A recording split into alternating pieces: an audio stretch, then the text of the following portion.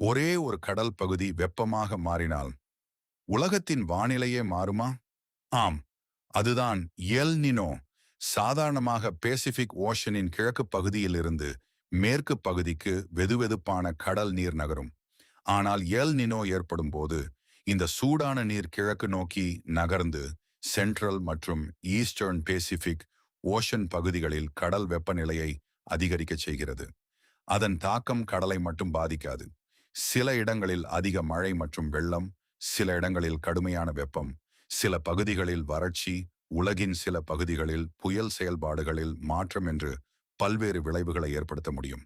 அதிலும் super El Nino என்று சொல்லப்படுவது வழக்கமான எல் நினோவை விட மிகவும் வலுவான எல் நினோ நிகழ்வை குறிக்க பொதுவாக பயன்படுத்தப்படும் சொல். 1997 முதல் 98 வரை மற்றும் 2015 முதல் 16 வரை போன்ற வலுவான எல் நினோ நிகழ்வுகள் உலகின் பல பகுதிகளில் குறிப்பிடத்தக்க வானிலை மாற்றங்களுடன் தொடர்புடையவை. ஆனால் ஒரு முக்கியமான விஷயம், எல் நினோ என்றால் உலகம் முழுவதும் ஒரே மாதிரி வெப்பமாகிவிடும் என்று அர்த்தமில்லை.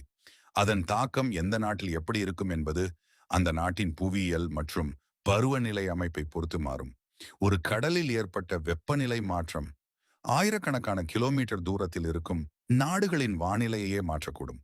இதுதான் சூப்பர் எல் நினோவின் அதிர்ச்சி.